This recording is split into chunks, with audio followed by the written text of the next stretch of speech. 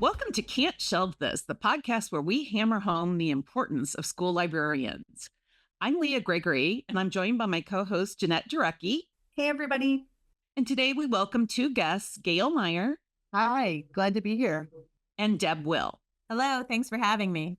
We're going to talk about school library advocacy today, and we're going to talk about some of the challenges and difficulties that school librarians face in just keeping their program going and fighting for their jobs and fighting for funding and all of those things that are so important. So to learn about how you can best advocate for your library and your library program, whether you're a school librarian, a teacher, an administrator, or a community member, we've brought in Gail and Deb to speak about their real life advocacy and their experiences while advocating for school libraries. Okay, before we dive into school advocacy, we have a little fun get to know you question. We're going to ask our guests to weigh in on whether they prefer audio, ebook, or print books. Tough questions here. These are the things that people really want to know. So think hard about your answer. Well, ladies, I'm glad you've asked because this makes a difference in everything I say going forward from this point. But I'm honestly a print book person. I've learned to embrace ebooks when I'm out somewhere and need something to read. I pull up my public library and Libby or Hoopla and download something from the available now list. But if you give me the choice, I'm going with the print. For me, it's very different. I prefer a print book, but as my eyes have aged, I have had to go more to audiobooks and to ebooks where I can adjust the font. So I prefer the print book, but I can't always read it. So there it is. I have that same problem, Deb, so I'm right there with you. I used to be like almost exclusively print, but I'm a team ebook girly. That's where I am. So that's usually what I read. I used to be strictly print and I was fighting ebooks with everything I had, but then I just somehow got sucked in. And so now I'm pretty much all ebooks because I want them with me wherever I go. So I do have one follow-up question for Gail, since she's like the dissenter in this group, right? The print. Paperback or hardback? Hardback. Hardback. Yeah, I love a good hardback. I don't like breaking the spines on the paperbacks. I have vintage ones from when I was a child in the 90s, all those VC Andrews, and they crack and I feel bad. And then they have the white lines. Those had those like beautiful black covers. yes. And you could tell as soon as someone read it because it got that white line down the spine. Yeah. My sisters, I hope they're not listening, but me, they cracked every spine. Anyway, go ahead. Paperbacks are easier to replace when you inevitably drop them in the bathtub with you. So This is true. That's a good point. Don't drop your Kindle in the bathtub. I don't take, that's the one place you do not want an ebook is in the bathtub. So before we get started talking about all things advocacy, I want to hear about how each of our guests kind of got started in their library professions. It was kind of a roundabout path. I was a public librarian for about 7 years, and I got my master's in library science, obviously, and was at work one day going about my business, and the assistant principal of the local high school came over to chat and to say, do you have a school endorsement? Because our librarian is retiring. And I said, actually, I do. I got it along with my degree just in case. And she said, would you like a job? We pay a lot more than what you make. And I said, sure, let's give it a shot. And here I've been for 16 years now.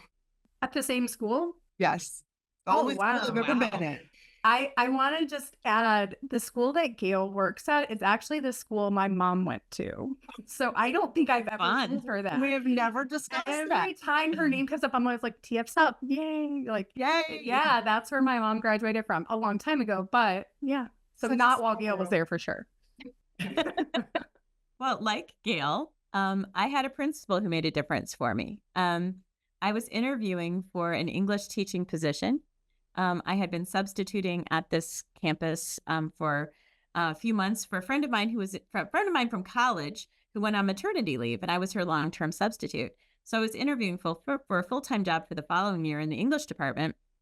But in the middle of the interview, the principal stopped and said, I got to tell you the truth. This is only a courtesy interview. There's no job.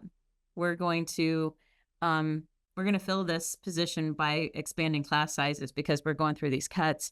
And she said, I don't have an English teaching job, but I do have a library job. Would you like it?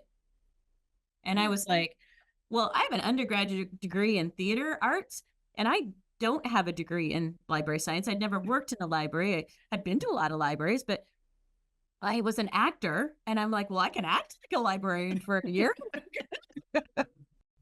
Gives new meaning to the not a librarian, but plays one on TV. Yep. Exactly. I was like, literally, I was like, okay, go buy a cardigan. And so I went out and I read every journal, like every library journal, school library journal. I collected them for the summer, and I did a real case study on what a school library. I read Information Power and noted it like for crazy, okay, like a crazy person. And I came in going, well, this is what a school librarian should be, and they believed me. Like, everybody believed me. And I like, all right. So I was a school librarian without certification. And I know y'all are going to go, what, Deborah? Are you kidding me? For a few years, until I finished my master's degree in English. And then, because I'd already started that, and then went back and I fell in love with this job. You can only fake it for so long, right? You can't continue that. So I went back and got my library science degree, and I credit Miss Sandy Galgan for seeing in me what I didn't know in myself, and she knows this about it. So I really, really am grateful to her for helping me find a job I love. And I've been in the same campus for now. This is my 25th year. Wow, that's what I was going to ask next. That's amazing. So like the amazing thing, and that is like kind of like the commonality in both of your stories, right? Is that neither of you went into this really intending to be a school librarian. It kind of is something that just happened to you, which is just amazing to me. I find that a lot in school libraries because so many people become school librarians after they've been teachers. And we talk about this all the time. School librarians are teachers. So I did want to point out that Jeanette and I, know Gail and Deb from our work with IHL, which is the Association of Illinois School Library Educators. And we're not going to talk a lot about IHL today because we're going to make that the focus of another episode, but that's how we know each other. And a lot of our advocacy work is done through IHL and through some other state organizations. So we'll talk more about that later. But can you tell us some of the challenges or the problems that you saw that led you to want to become advocates for school librarians? I came into a library that was a little neglected, and nobody knew what the librarian did. And my experience was in public libraries. So I was not a teacher first. And I just jumped right in with programming sort of things and book talks and what public libraries do. And it was advocating without knowing it. And people around me were, wow, what's going on in the library? We never had that before. And I realized it was making a difference without even trying. And a few years later, I went to my school board and did a presentation on why I needed an assistant. I advocated for that because nobody should be doing this alone. It's a job for more than one person in 90% of schools. And they gave me an assistant based on everything I presented. And then I was on the IHL board, and they asked me when my term was up, would I like to take over advocacy? And when you give me a job to do, I'm going to do it. So here I am. I'm actually the head of the advocacy committee, and I have embraced it in part because that's what I was assigned. That's what I volunteered for. I mean, I suppose if they gave me the job of organizing volunteers, I would have spreadsheets and stuff for that. But here I'm in charge of advocacy, and they're stuck with me for a while. Can you tell us a little bit about like what the attitude was about the library when you got there? Just because coming from a public library, I think there's a very different approach or perspective on that type of work. It's like you go to the public library, you understand why it's there, right? Like, oh, I'm here to get books or resources or things like that. So coming from that, arena, for lack of a better word, and moving into a school, like there's a lot of different attitudes and feelings and beliefs about school libraries. So what did you walk into as a brand new person? Oh, the library was a holding tank for kids who were kicked out of class or kids who were on PE medical. The library still had closed stacks. This was in 2008. And you still had to ask for the books on sex, drugs, and rock and roll. They were behind the desk. Um, Michael Jackson was safely behind the desk. And nobody really knew what the purpose was other than stamping books, check in and check out dates. So it was just the very basics of, no, I'm here to provide not only books, but information. And I had to do, through my own choice, I had to do quite a few presentations that first and second year to each department on, here's what we can do for you. Here's what the library is supposed to do for their colleagues and teachers. And there were a lot of people that said, wow, we never had this before. That's so a lot of work. That was a uphill advocacy battle just to, demonstrate your own value to your colleagues. Very much. And people don't realize that is advocacy. When I started my library job, my school library job, it had been a place where people were not welcomed maybe by the previous librarian. And so people were in active avoidance. And so my immediate job began I was beginning by showing them what your library should be to you. And that is advocacy. You just don't think of it that way. Exactly. How about you, Deb? Well, like Gail, I walked into a sorely neglected library. And it had previously been well loved, actually. But then by the time I got to it, the average age of the collection was 1978. And this was in 2000. And the average age of the collection is 1978. The walls are what can only be described as baby poop yellow. All of the tables were bright orange, and the carpet was blue and held together by duct tape. And this is what we have, right? And so my first piece was to kind of figure out what people needed. And so what I did was I literally just went around and I went to department meetings and I went into offices and I shut up. I just shut up. And I know that's hard for some of you who know me to believe, but I did.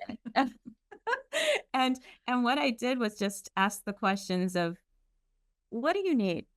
What would you like to see in this library? And started asking those questions of some of my colleagues who had remembered times in past. And there was a wonderful librarian by the name of, and you might know her, some of you might know her if you're listening, but her name is Maggie Schmoody, and she was a lovely human who went to be the head librarian at New Trier High School before she was at our school. And then there was a series of librarians in between the two of us. And every time I turned around, I would hear, well, when Maggie was here. And so I sort of realized I was going to have to restore the library to its former glory, and figure out how to tap into this great energy of when Maggie was there. And so trying to reestablish that was my first priority.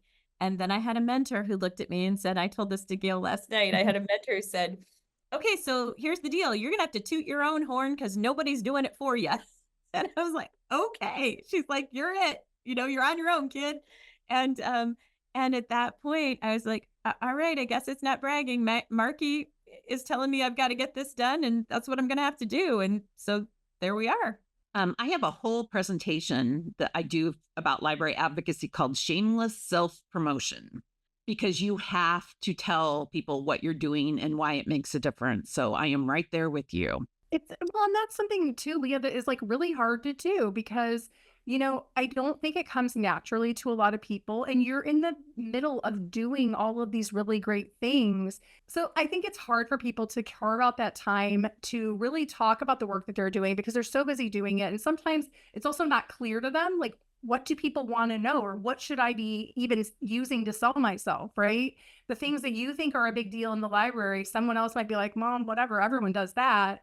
But then sometimes you're really overlooking like amazing things you're doing as routine. Right. Exactly. And I call really hard things that you're doing too. Like they think magic elves completed, the cataloging and text selection and things like that, that there's no one doing that except the person behind the scenes. So you mentioned that the age of your collection was from the 70s, which, I believe Leah and I are also from the 70s. So um, anyway, that's a whole separate discussion. But what is the age of your collection at now? Like, how current should a school librarian keep their collection? And we get that question a lot, actually. Well, for me, I'm happy if I'm getting it into the mid 2010s, 2015. That's where, and we're about there right now. Because there are going to be some things like my philosophy books are in great condition, and Aristotle is still going to be there. Do you know what I mean? So it depends on depends on the Dewey category. That's what I tend to look at. But my current fiction, I want it to be current. I want people to have cell phones in current fiction, so, so when it kind of and there's some good things, there's some oldies but goodies, but sometimes we have to be willing to make room on the shelf for the next best thing instead of holding on to the thing that we loved 10 years ago. That's hard for me when I was sweeting. I'm like, oh, but I love this book when I was, in middle school, which has been a very long time. So it was probably time for it to go. It is really, it's hard to let go of your own sentimentality, right? And be objective about that type of decision making. What would you say? Like I mentioned that a lot of people talk about how they don't have time to do that type of advocacy work for themselves. So what would you say is the most important thing a school librarian can do to advocate for themselves? If you could pick one thing. I think the most important thing is the most basic thing. Spread what you do. Like Deb was saying, she goes to the departments. In high school, we have weekly department meetings. I go to different departments and I might share, hey, the state of Illinois just got us this really cool database package. And here's the ones that might be good for social studies. And you can come talk to me. And just something that small is advocacy. Even if you don't realize it, you are making people aware of what you do and your role in the school. And I think if a lot of school librarians look at it objectively, they are advocating and not realizing it because they wouldn't call it that. But every year, for example, I think it's super important. I send out annual statistics. People may not realize I had 43,000 students walk through those doors, and we only have 1,500 in school. And I copy the board president on it, whether I should or not. Just that little seed in there that's here's something going on that you probably didn't know about. That's advocacy. Visit rates are something Leah and I talk up a lot when we do professional development sessions or just in conversations with school librarians. Like, I think that's a metric a lot of people overlook when you're talking about marketing yourself. And very few teachers in a school building, whether you're in elementary school, middle school, or a high school, see the entire student population, right? And then you think, okay, well, who's in the library? The library has classes that are scheduled. There's times for everyone, but students are also coming in outside of those times. And how do you manage that workload? Who's helping those kids? Where's the reader's advisory, the research assistants? All of those things are also part of what you have to do. So I'm glad you really brought that up, because I think that's one of the most untapped sources of advocacy for a school librarian can have. I tell school librarians to count everybody that comes in, even if they only come in to borrow your stapler. So they were there and you helped them. So yeah. And I think that too, we have to, and Jeanette, you think you're going to love what I'm going to say right now because it's up your alley. But I think data is our friend with this. And yes, making certain that we are doing that counting, not only counting the students who are coming in our doors, but also counting the staff members. Because we have these conversations with a staff member and another conversation with a staff member, and then we do this, but we need to also count that data as well. And so we're keeping track of the number of even casual conversations we're having with our colleagues, so that we can show that we're working collaboratively. Because it's the world we live in, our administrators are speaking in data terms. And so we have to speak their language instead of asking them to speak ours. And so just having that completely, having that at the ready, when I can say, well, yes, the library can be closed in the morning, but that will affect 200 students, right? Yes, we can do that, but that will affect 30 staff members who are typically here in the morning. Yes, that can happen. and you have to understand the consequences of that action. So, and that can kind of put things into perspective in ways that people understand, concretely. When Yeah, you can say that, you have hard data to back up what you're claiming, because people do tend to think of the library as just this big empty space that is not getting used, which is sad. and Gail mentioned an annual report of sorts, right? That we're, conveying that information annually. And I know, Deb, you and I have spoken previously about, doing the same type of thing. And so I want to, if you don't mind talking a little bit about how you represent that, because that's also a big component of advocacy is like the sell, like marketing is not just me telling you I'm doing something, right? It's like, what does that look like when you're presenting it to someone else? Each year, the IHL Advocacy Committee actually makes up a Canva document and sends it out to members where they can fill in their own numbers, because maybe you're not sure what to put on it. Mine has number of books checked out, number of classes that have visited, number of students that have visited. We send out that template, and then we send out suggestions. If you're in an elementary school, maybe the students aren't coming during study hall. So maybe you want to do number of story read alouds you did. Maybe you want to include this other statistic. One that I include is database searches. EBSCO can pull up those numbers. And we do send that out and make it publicly available for anyone. So librarians can just plug in their own numbers, save it as a PDF, and email it off to everyone. Last year, I emailed it to the secretary and said, can you send this to all staff? And whether a math teacher or a PE teacher decides to open it, it's still an email from the library. I printed it and hung it on the door so that kids coming in can see, wow, my classmates really like this library. I hope. That's good. It's important. I mean, I'm sorry, peer pressure does work. It sometimes. It does. Like positive peer pressure is a good thing. How about you, Deb? Did you want to add anything? Yeah, and I love that. I love that Gail does that Canva document, because I think that it's extremely important that we're using like a one pager, because I used to print out like multiple pages where I was tying everything to standards and, sending it to the administrative team, and I would get exactly 0 reads on it. Like literally, I spent hours doing a 15-page document, and instead this time I started, well, they're not reading this. Why not give them an infographic, And so that's what I started doing at each quarter, is an infographic with one page of all the data. And they really liked that. People were responding to it. Now we could know, And I love what you said, Gail, about putting that on as a poster for students. I'm going to steal that idea and pretend it was mine. I think that's a great idea. You may steal all my ideas. I love The it. best thing about working in a school, right, is like, why reinvent the wheel? Exactly. One thing I want to talk about a little bit that I think is important for school librarians is that you have to make yourself visible as a member of the faculty. I think since we're there by ourselves and we fly under the radar a lot, we tend to get overlooked. So I really fought at my school to come to, department staff meetings. And we had a thing called Student of the Month. And I fought for the chance to nominate a student, because I know all of these students. I am a teacher to these students just like they are. So I just think that as much as it might be nice to get left off the bus duty roster because they forget that you're there, you do have to kind of say, hey, like, put your elbows out and make a room at the table, because I am a valued member of the faculty here. And I think that's really important. But that leads me to a question that we want to talk about. This, I think it's my favorite question of the day.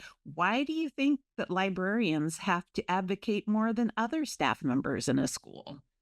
A lot of what we do is quiet work. It's behind the scenes. It's things that, like, some of our most difficult things that we do, including, text selection and cataloging and all of the, database, like all of the online work to get our websites, working, and all of these things that we are doing. It's work that's done quite solitary. It's quite lonely work. It's, alone in your office getting it done. And that's why we have a podcast. You can listen to it while you do that work, right? I was thinking that's why you need an assistant, someone to sit next to you while you're doing while you're doing this. I mean, really, it is. It's just this behind the scenes. And like I said, there's no magic elves making that happen. It's the school librarian, And so And because of that, people just assume that it's going to get like things will happen, like things get done until they don't, and then all of a sudden when there's not a school librarian, people go, wait a minute, who did that? Oh, she did, he did. So I think that the number one, it's that the work is quiet so we can't be, I mean, and so we have to tell people about that work. And then the second piece, and I know Gail might get into this a little bit more, is that, there's unfortunately they must have a certified person in the first grade or second grade classroom, but they don't necessarily have to have a certified school librarian. And I think that's unfortunate and tragic, quite frankly, because that quiet work needs to be done with precision. It needs to be done with, ethics and it needs to be quality work. And people who are well-intentioned and lovely humans who are attempting to do the best work that they can, as I was when I did not have my degree, right? Well-intentioned, but boy, did I make some interesting mistakes, And so I think it's really important that we, advocate for having people in these roles who really are dedicated to the profession.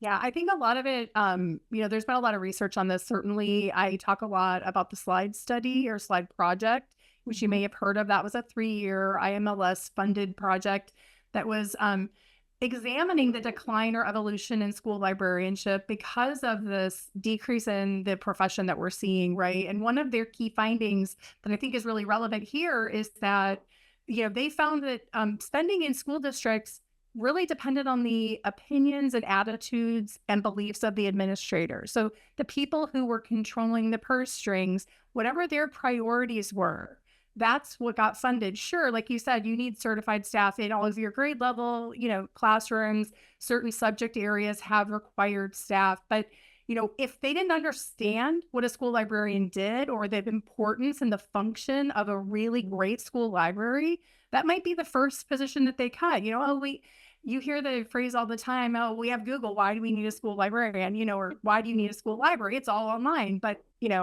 spoiler alert, it's not all online. So, I think that that's an important piece of this, right? And so the advocacy work and really building yourself up becomes almost a part of what you have to do to constantly educate the people above you as to what you're doing. People view us, unfortunately and wrongly, as expendable. Exactly. And people who don't know what we do are willing to cut the position. There needs to be a class for administrators in their administrative certificate degree on what school libraries and other outside of the classroom certified staff do. I wonder sometimes, we've all heard stories about kids who are made to feel small or stupid even by a librarian in their youth. And I wonder, were some of these administrators like not having good experiences in their school library? And it's entirely possible that they did not have a school librarian or a school library. So maybe they Well, just have never had that experience. I also think it's like, if you consider the stereotypes around school librarians, Deb already mentioned the cardigan, which I'm sorry, that one never went away. I don't think it ever will. And we have leaned into that hard. We're not letting it go. But I think you also have the stern, must be quiet. It's the shushing. It's all of that. And so if you really do believe that's what, libraries are quiet spaces because they need to be quiet spaces for people to think and learn. They're not quiet spaces because we want you to be quiet and we don't want to hear you. Librarians are great listeners. They love to engage and talk about things that are important and get to know their students. But how do you break that stereotype and make it so that it is this warm and inviting environment and that your administrators understand that that's what you're doing? Well, and I also think, and when we look at like what we want the library to look like, yes, I agree completely. It should be a working space, right? And so like one of the things I say is like a library's my school library is a place to do, not just to be. Like we do here, okay? We do the things. But one of the struggles I have sometimes is that some people believe that in order for a student to be working, it must be loud, right?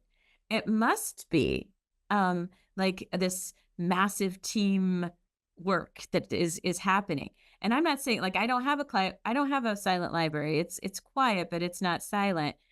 But students who are introverts, students who are trying to focus and have quiet space and have focused time, right? They should have a space too. If we think about how our classrooms are currently designed right now, a lot of those classrooms are revolved around the idea of collaboration and teamwork, which I think is lovely. It's good. It's good ways of learning. And sometimes a student needs to have a place where they can decompress and internalize that learning that happened in that classroom and make it individual, because that student is going to be taking a test or writing a paper, and they're going to sometimes have to do that by themselves, and they may need a space in order to focus that learning. And so that's sometimes where the library can really help and provide that space. So every kid gets to space. It's not just the loudest and the and I'm not, believe me, we have done some loud things in our library. We've done some really loud things, but it's not in every, it's a balance. There's a place for everybody, and it's not just some of our kids, it's all of our kids. Even the quiet ones have a place. That's what I love about a library, and why when it gets cut, it is so enraging, because a library is there for every kid in the school. You don't have to be on a team. You don't have to be in the band. You don't have to be in a club. You don't have to be part of something, because some kids are just not joiners, but they do need a place to go. And the library can be that place for so many kids. How can library staff and school librarians and library aides and paraprofessionals and anybody really who supports a library, how can you begin to advocate for your library? And we're going to talk about some of like maybe the most impactful, or sometimes maybe the easiest ways to get started. Because a lot of people, I see this a lot. A lot of people are like, I'm not an advocate. That's not who I am. I am not cut out to go speak in front of a large group and talk about the importance of libraries. And you don't have to start that big. You can start very, very small. And I think we've seen some examples here. Sometimes you just start by being there. I'm excited to hear what you both have to say about this, because I do think this is what stops a lot of people, right? It's I know I should do a thing, but what thing do I do? And there's a lot of options for where you could begin. And we have talked a little bit about them, starting within your own school and just talking to your colleagues, or putting up a poster on your door so students see it, things like that. So where would you recommend someone starts? I am not a public speaker, and you may find that hard to believe as I sit here being interviewed. I've spoken at school board meetings, etc. I am not a public speaker. It's never been my thing. But so I will be the first to say that's not something you have to do to consider yourself an advocate. You can write an email. It can be that simple. You can write a letter to an editor for your local paper. We have a small local Lansing journal here in town. They're fabulous. If I sent them a letter to the editor, I'm sure they would consider running it, just about the importance of a school library in general. You don't have to necessarily call out your school. You can. The IHLS website has templates and forms for that letter. You don't even have to necessarily compose it yourself. You can pull it off there, change your signature at the bottom, tweak a few lines about how students need school libraries and librarians in their lives, and send it off to the school board, the principal, the local paper if you're feeling ambitious. As a taxpayer and community member, you employ the school. You employ the school board. They need to know what you think and what you value. And I think listeners of this podcast value libraries, and we need to spread the word on that. I could not agree with you more, Gail. I think that too, it doesn't have to be a big thing. It doesn't have to be large. All of us who work in schools know that one parent phone call can lead to a lot of different things, especially if it's kindly done, but it's just asking a question. I just want to know, how many certified school librarians do you have in your building? And you can look that up yourself, but you calling and saying that makes a much larger difference than a Google search. You're at the school board meeting, you're at the PTO meeting, you just simply say, "Oh, you're doing this new literacy program. Is the school librarian involved? What kind of resources would I'd really like to, and I've done this in different ways and contexts, but you just say, I'm very interested in supporting the school library. Is there a way, how would I make a donation? Okay. Or can I talk to the librarian for that? Right. I mean, and it's just, you're constantly reinforcing this idea that they should have one. Well, of course you have a librarian. Of course you have It's one. not even a question. Just put them on the phone. And then I'm going to just say this for all of you, like if your child is in elementary school, okay, and there's parent teacher night, visit the school library. Visit the school library, and at Christmas time when you send the teacher a gift, maybe make a little card for the librarian too, because she didn't get anything. Okay.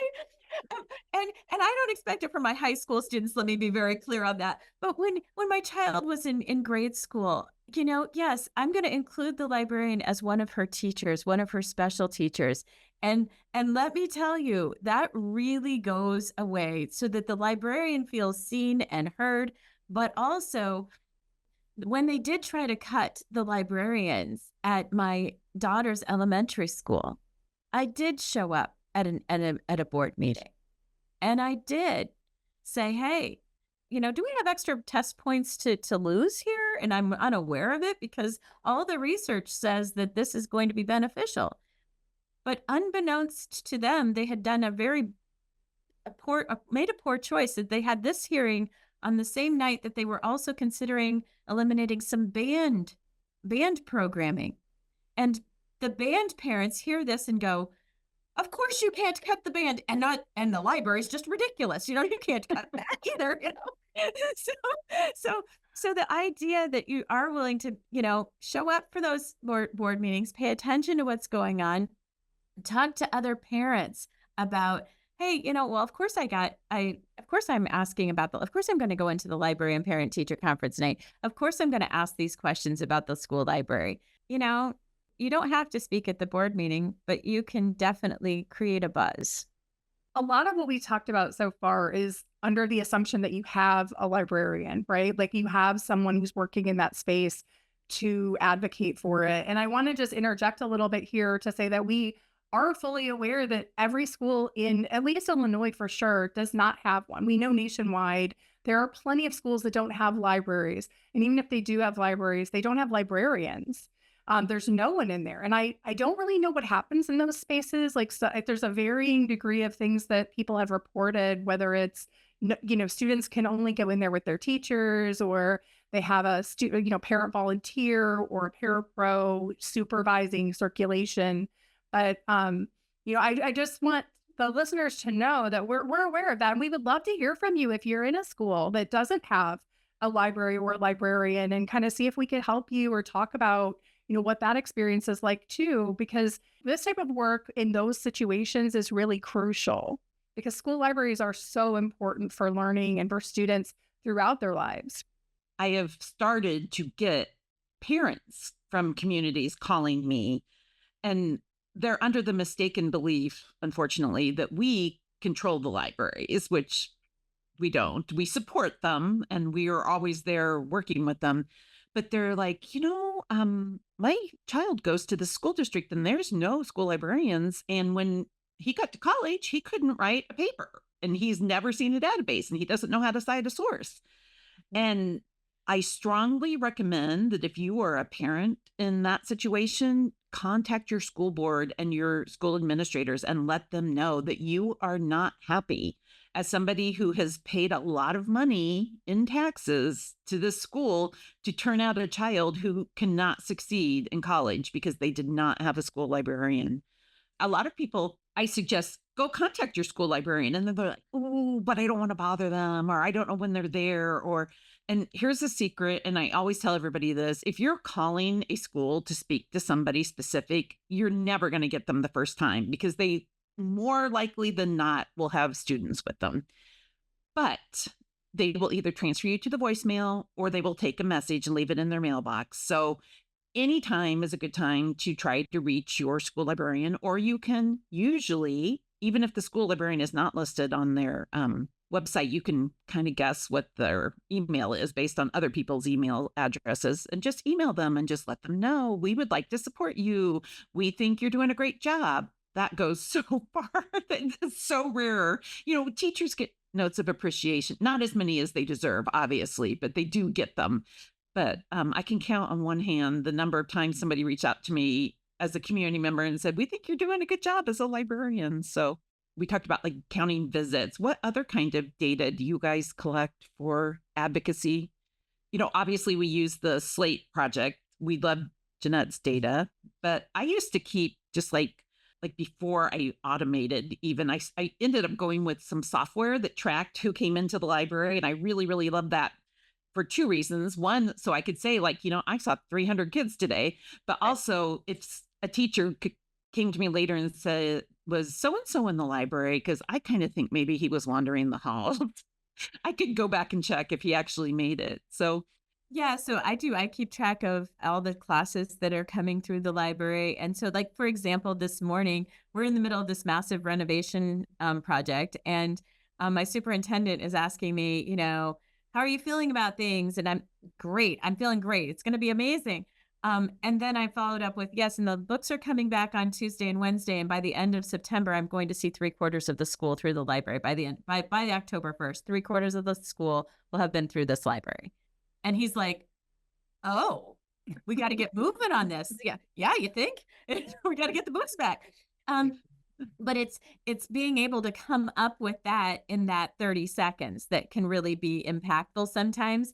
And so it's not even a full elevator. It's not a 2.5-minute speech. It's a 30 seconds of what I need from you today. And what the next goal is going to be, and how we are.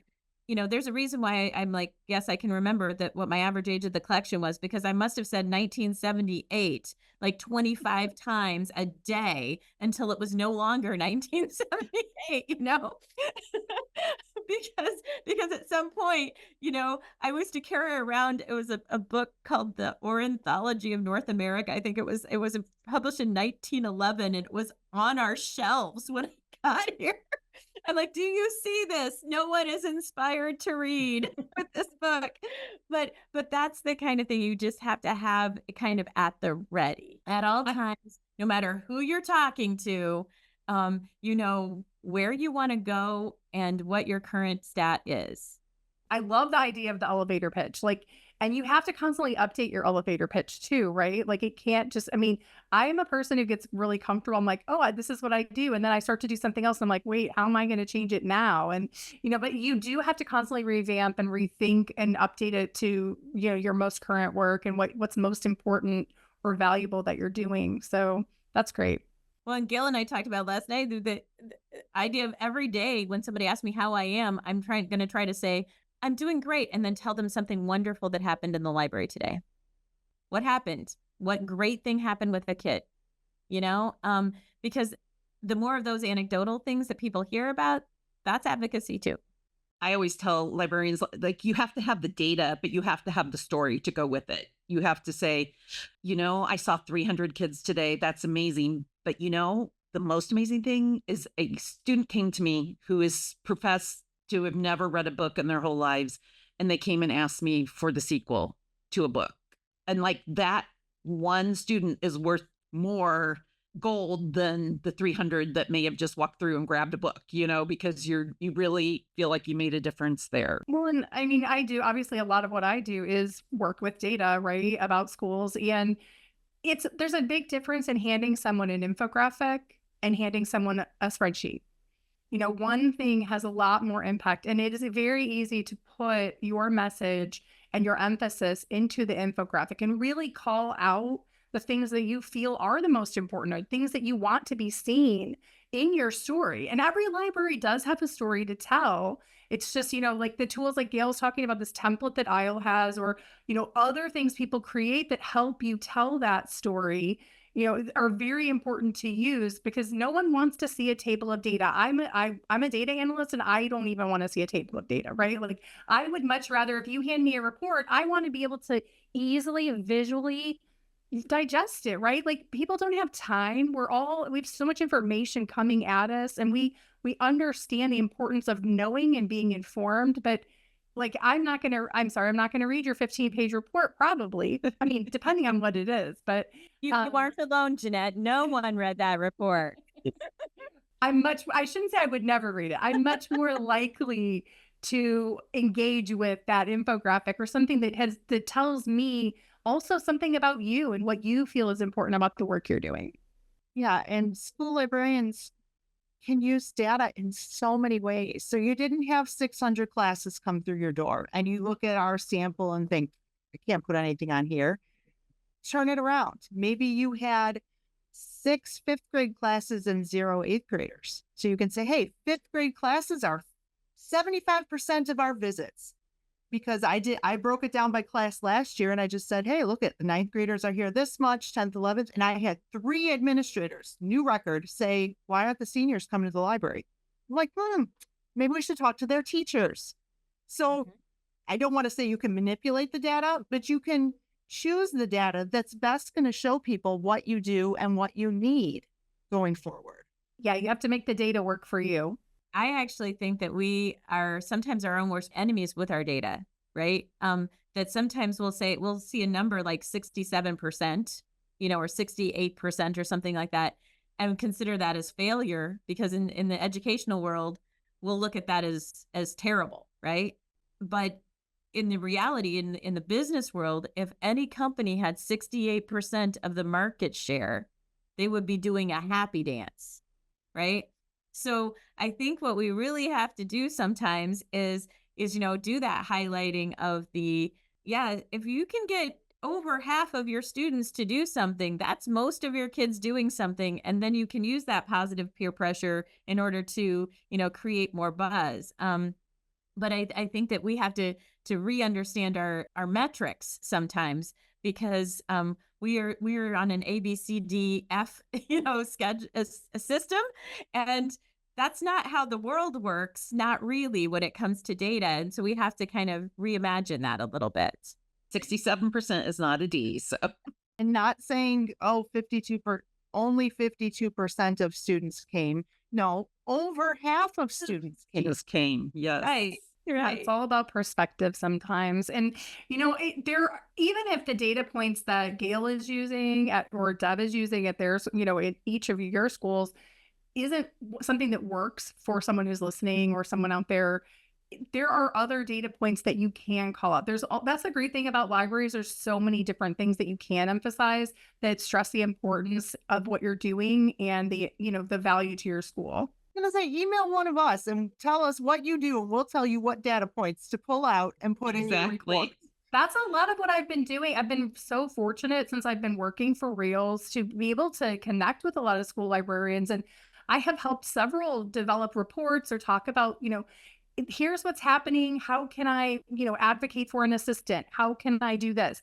And that's my wheelhouse. Full stop. So I love doing that type of thing. I'm happy to talk with anybody who needs a little bit of guidance or wants to just talk through what they're doing. I have a school librarian who is always very apologetic that her circulation rate isn't very high because her kids just don't want to check out books. But every single time I go there, her library is full of kids doing STEM or robotics or some other crazy creative thing. And I'm like, don't measure your circulation, measure how many kids are showing up for these activities because they're not just goofing around, they're learning. So it is important circulation data is an age-old metric for librarians, but it doesn't have to be the number one thing. So let's pivot a little bit and talk about IHL and their advocacy efforts because a lot of our advocacy goes through the partnership. So the IHL partnership is comprised of Rails and Illinois Heartland Library System, and also IHL, the Association of Illinois School Library Educators, the Illinois Library Association, representatives from the Illinois State Library, and also the Illinois State Board of Education, and I believe also Carly, which is an academic resource sharing group.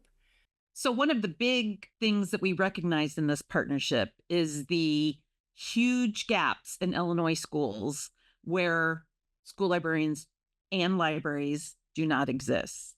And that is something that everyone in the partnership takes very seriously and was very disturbed and upset by. So, out of the partnership came the IHL task force. And that's something that all of us have been involved in various reasons. But we'll let Gail talk about that because she's now leading that task force. IHLS Certified Librarian Task Force was created with the goal of every school hiring a certified librarian, meaning a librarian that not only holds a professional educator's license, a teaching degree, but has the endorsement from the Illinois State Board of Education in library information science specialty. I don't remember. It's a library information specialist endorsement, right? There you go. And so we have been working with ILA. We've been working with their lobbyists, trying to figure out the best path forward to bring this to legislators' attention. Because I've spoken with a few legislators myself, and they don't even realize that in school districts' evidence-based funding plan that the state of Illinois has them do, there is a line item not only for certified librarians, but for library support staff. And it calculates how much money your school district can afford to spend on these positions. But the school can choose to do so or not do so. And we're trying to make the legislators aware that even though it's been proven time and time again that a school librarian makes such a huge difference in a student's education, the schools are choosing to spend their funding elsewhere. It's going towards parking lots and football fields and all sorts of other things. And the more people we can make aware of the benefits of school libraries, the more likely we are to be able to, as a task force, have each school in Illinois, north, south, across the state, have a certified librarian in their school library for their students. So with that, I mean, I'm guessing the hopeful outcome of the task force is eventually legislation that would mandate that statewide. Is that? We would like legislation in the same way that there's PE teacher legislation, there's early childhood legislation, there's special education legislation. Not everybody, a lot of people will argue with me that local control of a school, the school board can best decide knowing their community. Correct.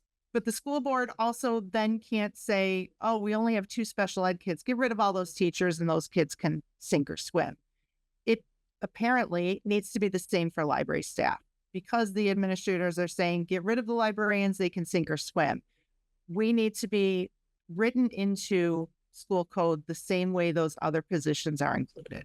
As we've learned throughout doing this work, many people are just unaware of the work that we do and how we can not only affect our students, but also, support our teaching staff too. And so sometimes we'll be in teacher meetings and, if I'm also an English teacher, former English teacher.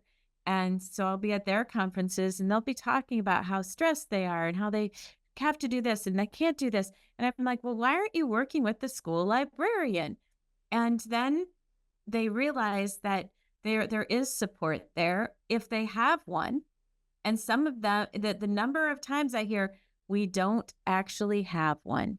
And the level at which we can support teaching staff with our school librarian staff who are, help, like we are co-teachers in this process. You've got someone who knows the research piece of this, who can really come and co-teach with you instead of you're trying to recreate the wheel, especially for our new teaching staff. It's very difficult, but together we can really make things happen for students. And so that's what we really want to see, not just in one district, but in all districts throughout the state.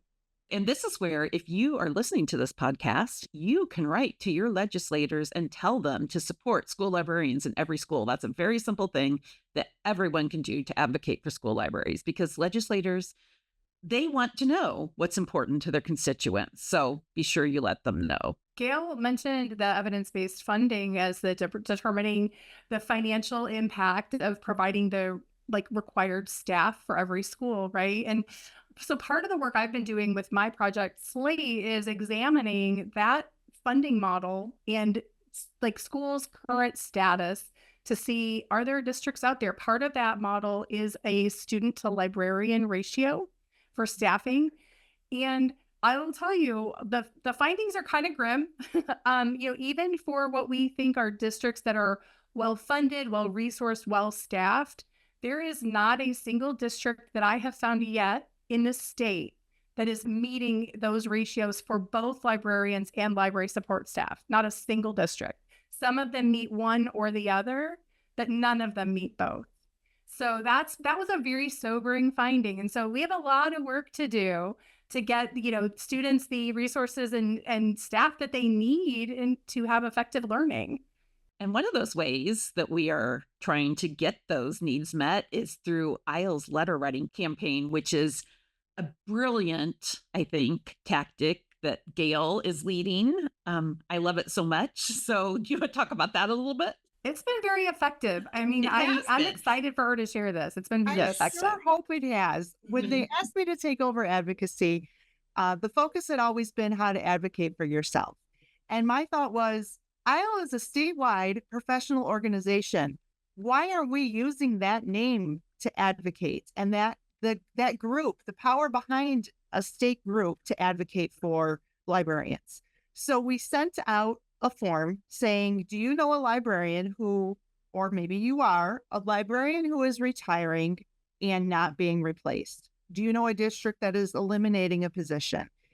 And we as a committee were overwhelmed with responses, probably 30 in the first week of people saying, yes, I'm retiring and they're not replacing me. Or my district is moving me to a science classroom and the library is going to be closed except for 2 hours a week. Imagine the scenario, and it probably was happening. So what we started doing was taking those schools and writing a letter expressing the importance, using data, expressing the importance of school librarians and the role they play, and including the ratios of recommended, in some cases, including what their neighboring districts already have.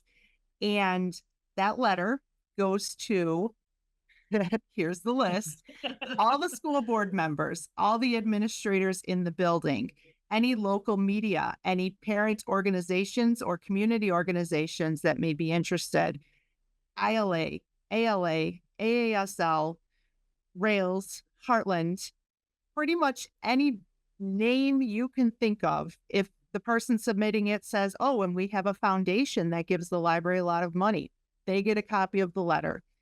Again, its advocacy is in that it puts the library on the radar. And the responses are across the board. I've had superintendents argue that they have an aide in every school. That's great. That's not what the letter was addressing at all.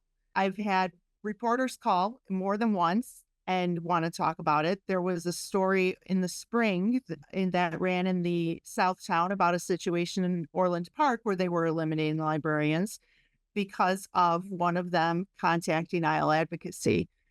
I don't know what kind of difference it is making, but Jeanette and Leah swear to me that schools are noticing this and taking it, maybe not under advisement, but into account when they make their decisions. I can tell you, Gail, that one of the schools that you wrote a letter to that I reported to you not only hired a certified librarian to replace their retiring, but hired an aide. So they hired 2 people, which is amazing. So that is such great news. So it is working. Now, there are a few that you have written where we get like radio silence. We're not making an impact there. But people are contacting me about those schools. Do they really not have a librarian? Why don't they have a librarian? And I also want to add that when Gail sends those letters, many of those organizations, including ours, because we just had our board pass this resolution, we will respond to everybody as well saying, our organization supports this advocacy and agrees with IHL. So I think at the very, very least, we're inundating these people with, Oh, yeah. they can't claim they don't know. We're also aware, right, that sometimes those schools have bigger fish to fry, like for lack of a better way to put it. Like we know that a lot of times there are districts where there are many things on fire, and the library is just one of them. But I don't think that you can back off, right? I think it's still right to bring that to their attention, because sometimes they're trying to, just like we're trying to take these small steps toward a larger goal, which is the goal of the task force, to have certified library staff and adequate library staff in every school. But, sometimes the baby steps are like, maybe I have enough funding for a library aide this year. Maybe next year I have enough funding for a certified librarian. Like identifying that path is just as important. There's a lot of talk about there's a teacher shortage. We have a teacher shortage in Illinois. There's a nationwide teacher shortage. We have a certified librarian shortage. So, it's addressing those things too. And that's all part of the advocacy work, right? Bringing that to everyone's attention and having people understand, like, here are the pathways to get certified. Here are the pathways to educate yourself. Also, we can highly recommend that you attend the IHL conference if you are interested in, if you're a school teacher who wants to maybe investigate being a school librarian, or if you are a school librarian and you've never been to one, or if you are interested in advocacy, we will all be there. So find one of us and talk to us about advocacy. But to wrap it up for today, we're going to move into our regular feature called Shelf Care. And we're going to talk about something that's important to school librarians, because we know that being a school librarian, especially if you are advocating hard for your program and others in the state, it can be hard on you mentally. So we ask, what are you doing to take care of yourself? So during the summer months, I usually head out on my kayak, and I just sort of de-stress in the kayak. But as we start the school year, I like weightlifting, and so I go out to Planet Fitness, and I hit the weights pretty hard, and it really keeps you in shape for moving those big boxes of books. It's a good extra benefit. Stress relief and muscles. Okay. Exactly. It's a good one. There are plenty of days that we're so busy here. We're on our feet running nonstop from bell to bell. And I get home and all I want to do for my self-care is put on some sort of true crime on Netflix and cross stitch. You and I are the same person. Two different I'm finally almost old enough to claim the old lady hobby of cross stitch as my own. And as a visual aid, I have brought you guys one of my cross stitches. Let's see it. Not too long ago, because it is library themed. Oh, it's beautiful. This is called The Haunted Library. I think I actually have that pattern. Do you? I love Yes, that. I love it. But that is what keeps me sane and keeps me going in this struggle that we all are facing. So I have to ask you, Gail, how long has it taken you to create that? That's amazing. I've been asked that so many times today, and I don't particularly remember. I would say 6 to 8 months, because it's not an everyday thing. I do have children that need things once in a while. I know, those pesky children, right? We love them, but let me sit down with my needle and thread, please. So we would like to thank you both, Deb Will and Gail Meyer, for joining us today. We appreciated it so much. Thank you for having us. It was wonderful. Yes, thanks for the opportunity. You all are wonderful, and it's always great to talk with you. So thank you.